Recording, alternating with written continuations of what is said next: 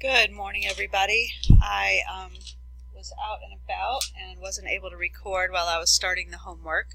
So what I've got here is a listing of the assignment, and then the first few problems are worked out. So if you had trouble with these, then you may pause the video and take a closer look at what I've done. But these are basically just some addition problems with functions. There's a little bit of subtraction, a multiplication, a division. So when we are doing different operations with functions, those are, I would say, probably some of the more simple things that we've done so far this year. I left off on number 19, and you had to do f plus g of 3.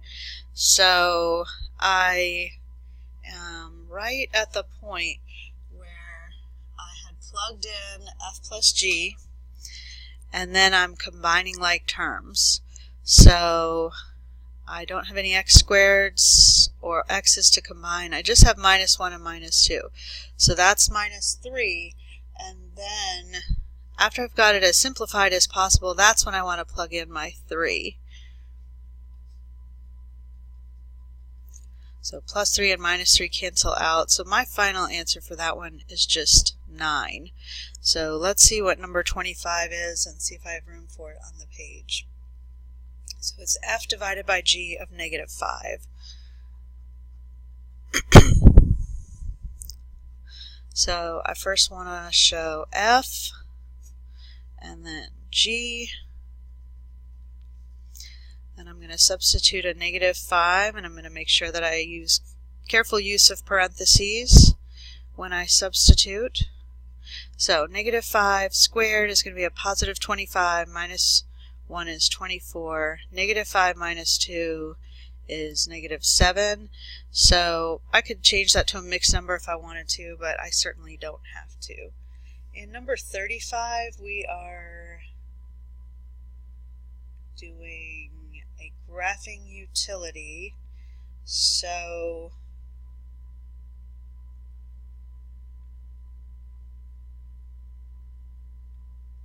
alright, and so then you just have to make a sketch. I'm going to start a new page for that one. It looks like it'll take some room.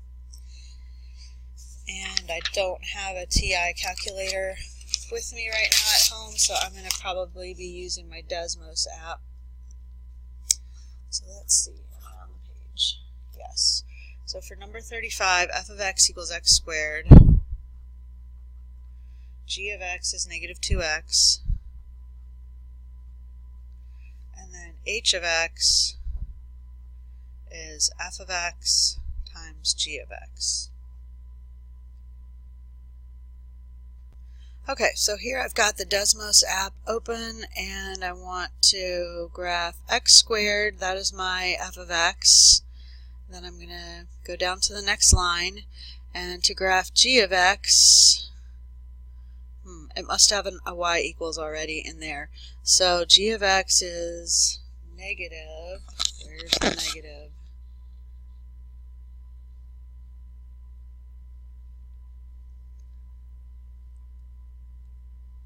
I'm going to try it with a subtraction sign and see how that works. Okay, that worked. Negative 2x.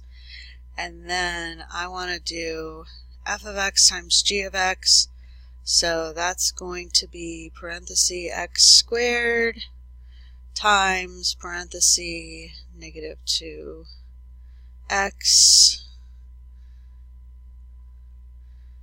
And I don't know how well you can see it. Let me try and zoom in here.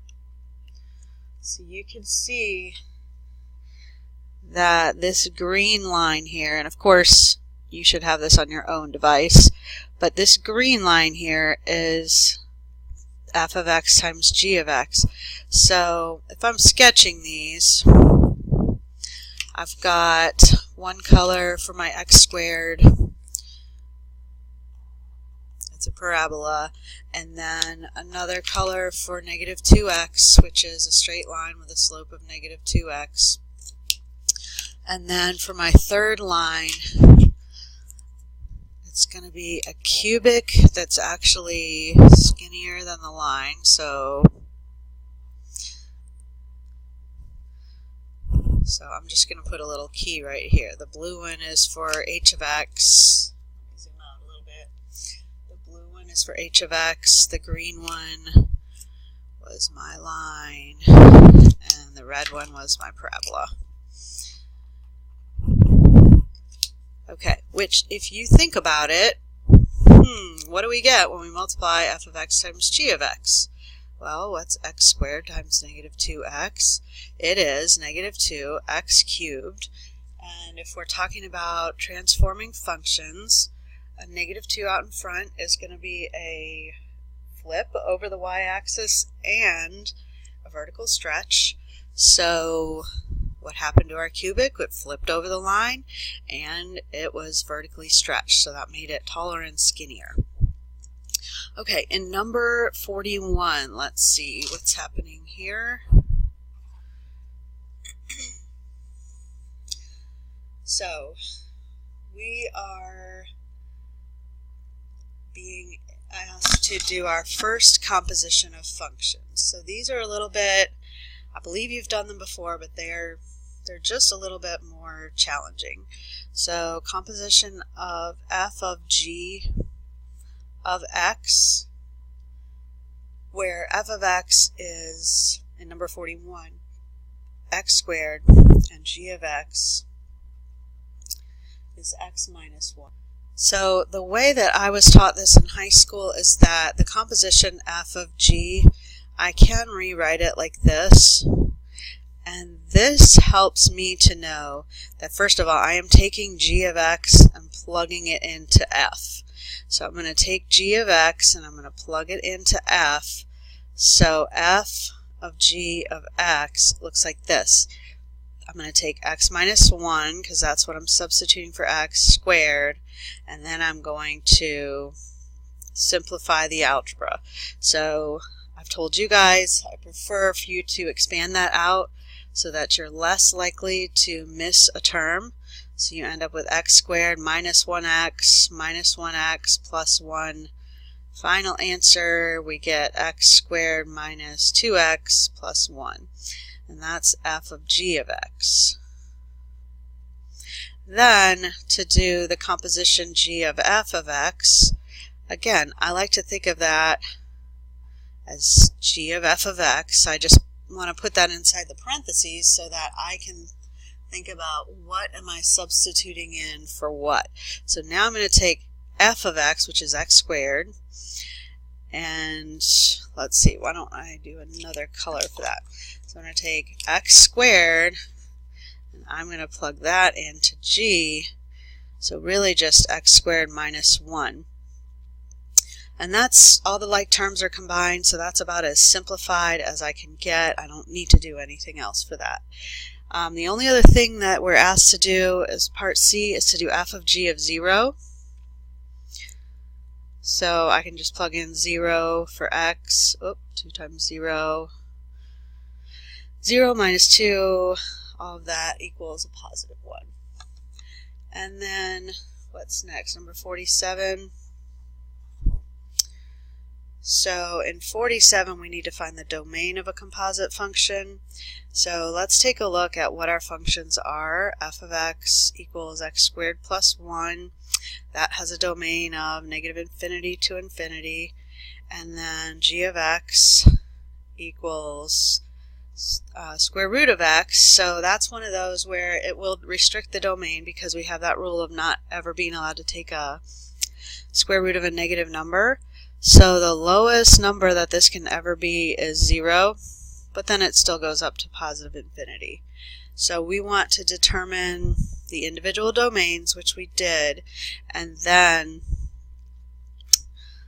the domain of f of g of x, which is also known as the composition f of g of x.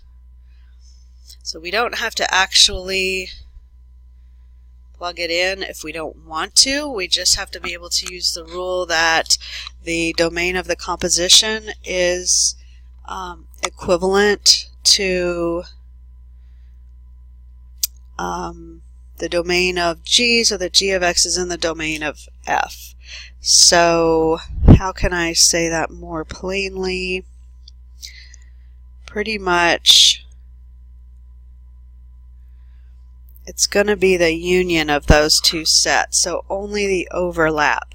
So the domain of my composition is going to be between 0 and infinity, and what they suggest is use a graphing utility to verify it.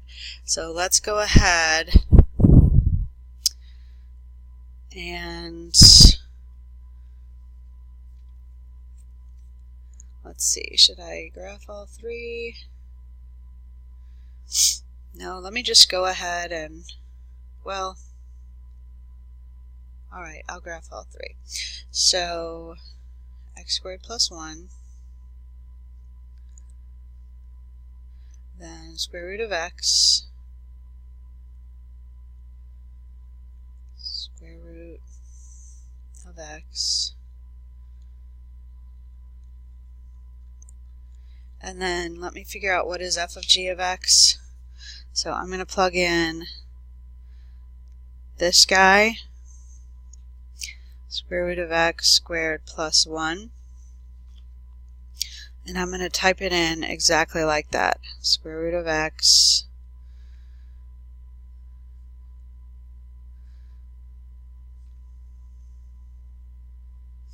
okay, let me close that parenthesis, and then that whole thing squared plus 1 plus 1.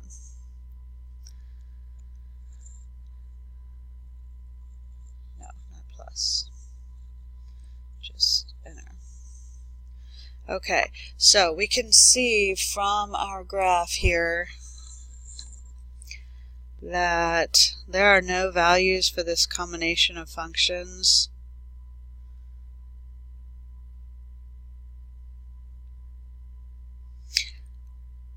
To the left of the axis, so to the left of the y-axis. So the domain for this new function starts at 0.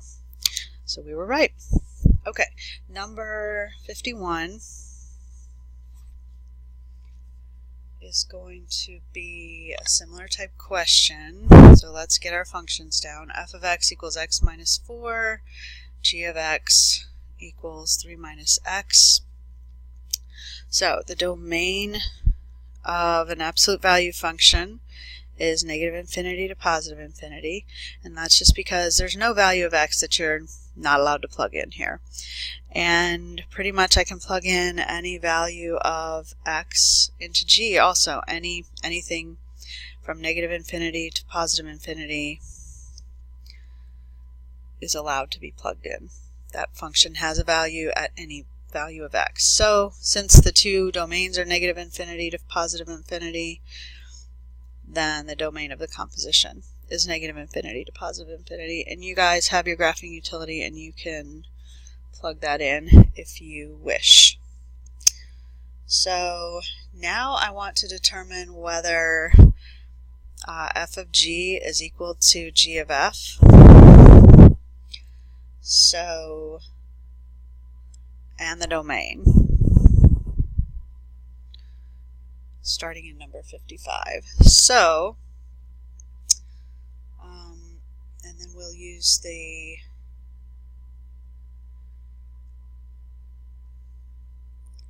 graphing. So, we have to find the two compositions by hand, then tell the domain, then use a graphing utility to graph each one. So let us go ahead. In number 55, f of x is the square root of x plus 4, and g of x is x squared. So for f of g of x, I'm going to take g, plug it into f,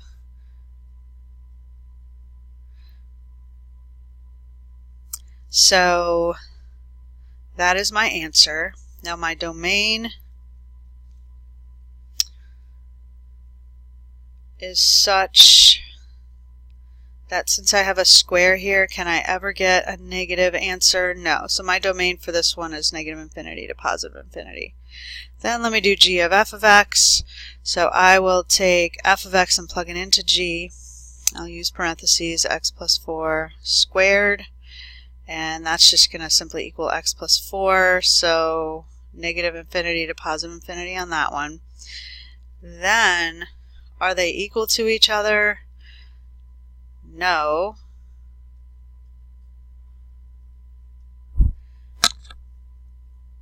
And now let's see what the graphs look like. Okay, so let me get rid of this other graphs. So let's graph the square root of x squared plus 4. And then let's graph x plus 4.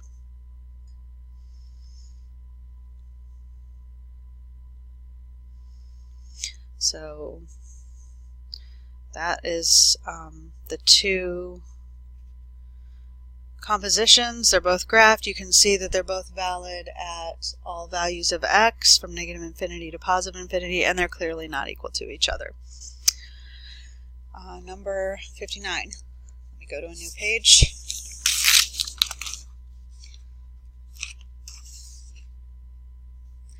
So let me get this one down. 59. F of x is x to the 2/3. And g of x is x to the 6th. So f of g of x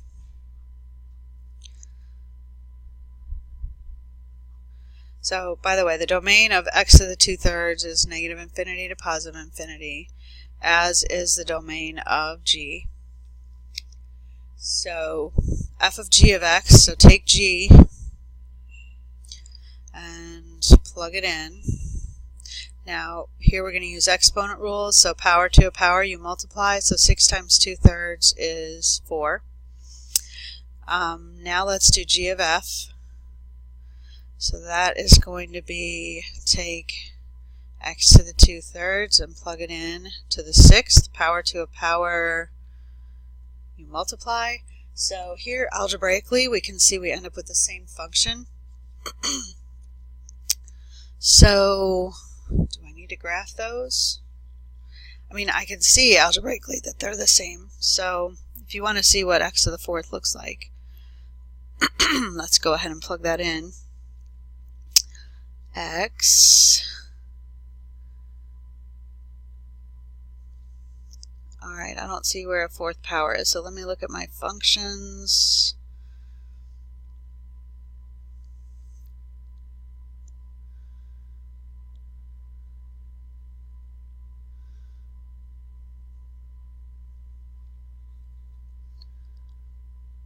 Exponent.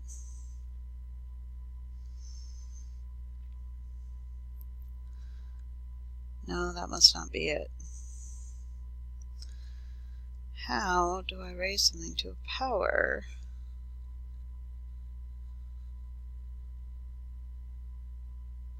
Well, okay, so if worse comes to worse, I can do x squared squared. And we'll just see x to the 4th is just a wider, flatter parabola.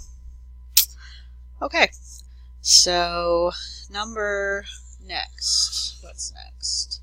65. So find f of g of x and g of f of x. Determine whether they're equal.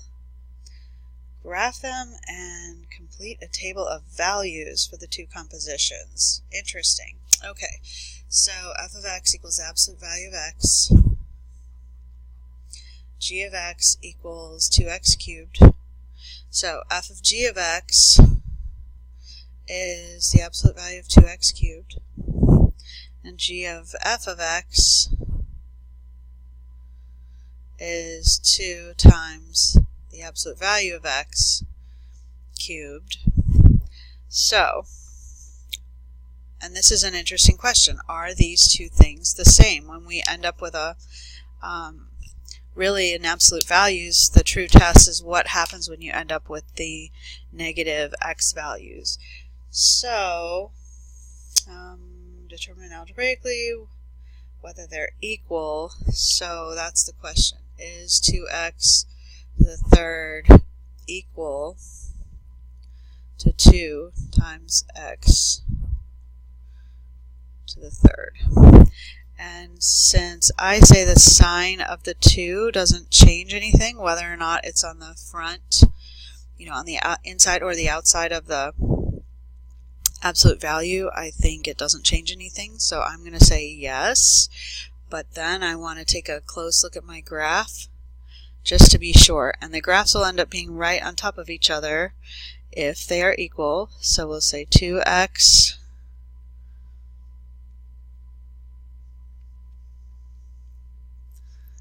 well, where is the third power? Let me try that to the third.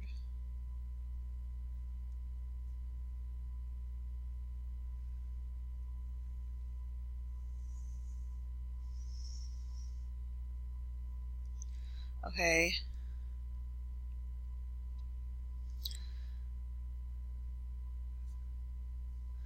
I don't think that's right. So I'm going to pause the video and see if I can download a TI-84 app.